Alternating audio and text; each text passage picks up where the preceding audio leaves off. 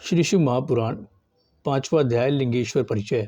5वें अध्याय में श्री सूत जी बोले, हे ऋषियों, श्रवण कीर्तन और मनन में आसक्त प्राणी यदि शिव जी के लिंग बेर की स्थापना कर नित्य उनकी पूजा करे तो भी वह संसार सागर से तर जाता है। मुनियों ने कहा, ये कैसे? बेर मात्र में ही सब देवताओं की पूजा कैसे संभव हो सकती है और सर्वदा लिंगेश्वर के द्वारा शिव जी कैसे पूजे जा सकते हैं?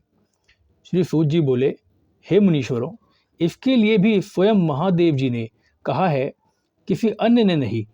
मैंने श्री गुरु मुख से यही सुना है कि एक शिव जी ब्रह्म रूप और निष्कल अर्थात कला रहित और कला सहित भी हैं।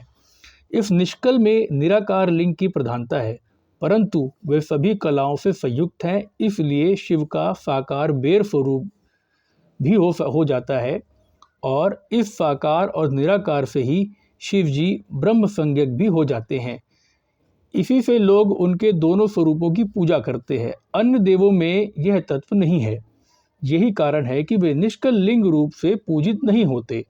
ब्रह्म पदवी तो केवल शंकर जी को ही प्राप्त है। इस वेदांतसार ओम प्रणव के लिए भी सनत कुमार जी ने मंदरांचल पर्वत पर श्री नंदिकेश्वर जी से प्रश्न किया था, जिस पर नंदिकेश्वर ने यह स्पष्ट कहा था कि एकागी शिव जी ही इस प्रकार पूजनीय हैं। कलापूर्ण भगवान शिव का बेर पूजन लोक सम्मत है और वेद ने जिसकी आज्ञा दी है।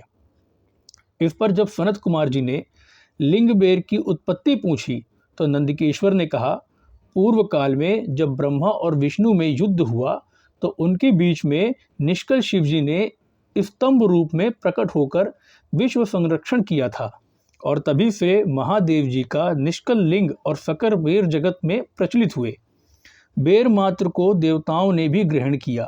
इससे शिव जी के अतिरिक्त बेर लिंग से देवताओं की भी पूजा होने लगी और वही उसका फलदाता हुआ। परंतु शिव जी के लिए लिंग और बेर दोनों ही पूजनीय हुए और जिनसे कल्याणमय भोग और मोक्ष दोनों ही प्राप्त होते हैं।